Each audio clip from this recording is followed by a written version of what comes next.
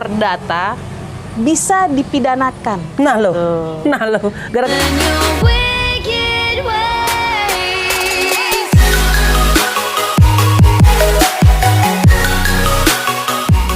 ternyata udah mulai. Oke. Kembali lagi bersama saya Sales, YouTuber satu-satunya Sales paling ganteng muka terbatas. Saya masih bersama praktisi hukum Mataram Cemerlang. Asik ya. Tadi kita sudah beberapa bahas macam beberapa hal. Nah, ada yang menarik pembahasan kita sama Sales YouTuber, yaitu one prestasi. Kadang-kadang one prestasi itu ya sudahlah antara yang ngasih duit sama kagak. Ternyata banyak sekali yang perlu kita ketahui sama Sales YouTuber, dan itu kita akan tanyakan kepada. Oke, Mbak Mer, one prestasi bagaimana itu, Mbak Mer? Saya akan menjelaskan secara bahasa umumnya ya, biar mudah dimengerti gitu ya. Jadi one prestasi itu, jadi kita itu tidak menepati janji sesuai pada awal perjanjian. Itu bahasa lugas ya, jadi bukan bahasa-bahasa hukum yang saya gunakan supaya banyak yang paham. Contohnya seperti ini, ketika kita berhutang pada orang lain gitu ya. Kita berjanji pada tanggal 17 Agustus misalnya 2020 kita akan melunasinya. Tetapi pada tanggal 17 Agustus 2020 itu kita tidak melunasinya. Itu bisa dikatakan sebagai one prestasi gitu ya. Jadi one prestasi itu menimbulkan banyak beberapa buntut dia, misalnya ganti kerugian gitu. Kerugian ya. Ganti kerugian tuh kayak bunga ya atau denda itu. Tetapi one prestasi itu jadi ada istilah seperti ini, bahwa perdata bisa dipidanakan. Nah lo, gara-gara duit bisa jadi ini ya? Iya, bisa jadi pidana. Tapi itu jarang terjadi jarang terjadi. Kecuali misalnya begini nih, dia menjaminkan kendaraannya kepada si A, misalnya kepada Bank A, menjaminkan kendaraannya.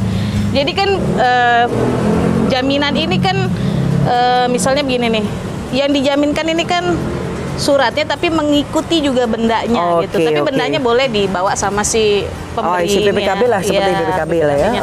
Nah, karena kenakalan si pemilik barang ini, dia gadaikan lagi ke pihak B gitu misalnya, digadaikan lagi ke pihak B.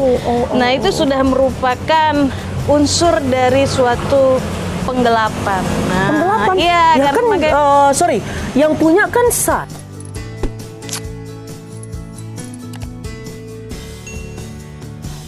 Ya, misalnya nih, saya nih gadein dulu BPKB nih ke suatu tempat lah, everything apalah namanya, oke? Habis itu, butuh duit nih, saya gadein ke Mbak Mer. Lah kan barang saya. Nah, tapi objeknya, jadi gini. Jadi surat itu merupakan bukti administrasi, sama seperti orang banyak tanya sertifikat tanah itu apa sih gitu ya. Sertifikat tanah itu merupakan, kalau saya berpendapat ya, sertifikat itu merupakan selain bukti hak kepemilikan tanah, yang kedua dia sebagai bukti administrasi gitu. Jadi sama seperti BPKB. Jadi BPKB itu selain sebagai bukti kepemilikan hak dari suatu objek kendaraan, misalnya benda bergerak ya, itu juga merupakan bukti administrasi. Jadi begitu dia dijaminkan kepada kreditur ya, kalau kita bilang kepada kreditur, itu sudah merupakan termasuk dia mengikuti mengikuti benda ini. Jadi haknya itu mengikuti. Haknya mengikuti. Walaupun hak ini dikuasai oleh si pemilik, tetapi dia sudah secara hukum itu dia sudah berpindah alih sementara. Jadi dijaminkan.